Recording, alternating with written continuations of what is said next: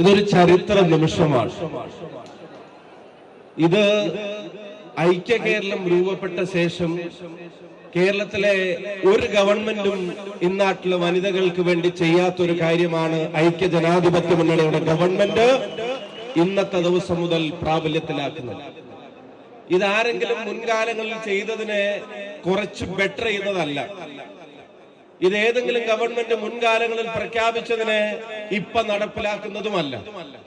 ഇതൊരു സർക്കാരും കേരളത്തിൽ മുൻകാലങ്ങളിൽ പ്രഖ്യാപിച്ചിട്ടുമില്ല, മുൻകാലങ്ങളിൽ നടപ്പിലാക്കിയിട്ടുമില്ല. ഇത് ചരിത്രത്തിൽ ആദ്യമാണ്. ഇത് ചരിത്രത്തിന്റെ ഏറ്റവും വലിയൊരു വഴിമാറ്റം ഇവിടെ സംഭവിക്കുകയാണ്. ഞാനിപ്പോ വെറുതെ KSRTCയുടെ നമ്മുടെ ഒഫീഷ്യൽസിനോട് ചോദിക്കുകയായിരുന്നു.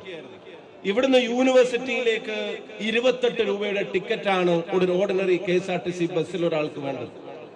പഠനത്തിനോ തൊഴിലിനോ പോകുന്ന ഒരാൾക്ക് രാവിലെ അങ്ങോട്ട് വരുന്ന 28, തിരിച്ചിങ്ങോട്ട് വരുന്ന 28, 56 രൂപ ഒരു ദിവസം ബസ്സിന് കൊടുക്കുന്നത് സേവ് ചെയ്യാൻ ഈ ഗവൺമെന്റിന്റെ ഈ തീരുമാനം കൊണ്ട് സാധിക്കുന്നു എന്നുള്ളത് അതിന്റെ സാമൂഹികവും സാമ്പത്തികവുമായിട്ടുള്ള എഫക്റ്റിനെ പഠിക്കുന്നവർക്ക് കൃത്യമായിട്ട് അറിയാം. ഇത് സത്യം പറഞ്ഞാൽ ഇതൊരു സോഷ്യൽ ഫിനാൻഷ്യൽ റവല്യൂഷനാണ്. ഇതൊരു സാമൂഹിക സാമ്പത്തിക വിപ്ലവമാണ് എന്നുള്ള കാര്യത്തില് ഒരു സംശയവും നമുക്ക് ആർക്കും വേണ്ട.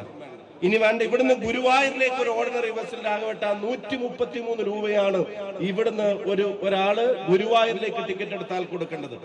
കണ്ണനെ തൊഴുതു വരാൻ 266 രൂപ ഒരു കോഴിക്കോട്ടുകാരി KSRTCക്ക് കൊടുക്കേണ്ടി വരുന്നതിന്റെ അതിന്റെ ഉത്തരവാദിത്തം ഗവൺമെന്റ് ഏറ്റെടുക്കുന്നു. സൗജന്യമായി പോയി കണ്ട് കണ്ണനെ അവർക്ക് തൊഴുതു വരാം. ഇവിടുന്ന് മാനന്തവാടിയിലേക്ക് ഒരാൾ പോവാൻ ചെലവഴിക്കേണ്ട പൈസ 130 രൂപയാണ്. തിരിച്ചു വരുമ്പോ 130 കൂടെ ചേർത്താൽ 260.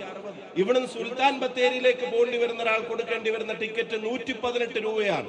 തിരിച്ചു വരുമ്പോ 236 രൂപ. ഞാൻ പറയുന്നു, ആദ്യത്തെ കണക്ക് മാത്രം നിങ്ങൾ എടുക്കുക.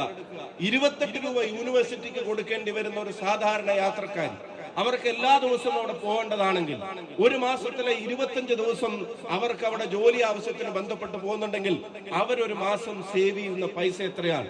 ഞാൻ പറയുന്നു, ഒരു മാസം നമ്മൾ കൊടുക്കുന്ന സാമൂഹ്യ പെൻഷനോളം തുക ഈ വനിതകൾക്ക് സേവ് ചെയ്യാൻ കഴിയുന്നു എന്നുള്ളത് അവരുടെ സാമ്പത്തിക സ്വാതന്ത്ര്യം വർദ്ധിപ്പിക്കുന്നു, അവരുടെ ബൈയിങ് പവർ വർദ്ധിപ്പിക്കുന്നു, അവരവരുടെ മക്കൾക്കും കുടുംബത്തിനും ചികിത്സയ്ക്കും മരുന്നിനും അത്തരം കാര്യങ്ങൾക്ക് വേണ്ടിയൊക്കെ നീക്കിവെക്കാൻ യഥാർത്ഥത്തിൽ രാഘവട്ടൻ സൂചിപ്പിച്ചതുപോലെ തൊഴിലുറപ്പ് പദ്ധതിയെ പോലെ തന്നെ സ്വയം പര്യാപ്തതയിലേക്ക് നാട്ടിലെ സ്ത്രീജനങ്ങളെ കൈപിടിച്ച് നടത്താൻ UDF ഗവൺമെന്റ്, പ്രിയപ്പെട്ട ശ്രീ VD സതീഷിന്റെ നേതൃത്വത്തിൽ UDF ഗവൺമെന്റ് മുന്നോട്ട് വെക്കുന്ന ശ്രീ CP ജോൺ എന്ന മന്ത്രിയുടെ നേതൃത്വത്തിൽ ഈ വകുപ്പ് മുന്നോട്ട് വെക്കുന്നത് കേരളത്തിലെ ഏറ്റവും ചരിത്രത്തിലെ ഗവൺമെന്റ് തീരുമാനങ്ങളിൽ സാധാരണക്കാർക്ക് ഏറ്റവും ഗുണപരമായ തീരുമാനങ്ങൾ എന്നുമോ ചരിത്രത്തിൽ എന്നും രേഖപ്പെടുത്താം.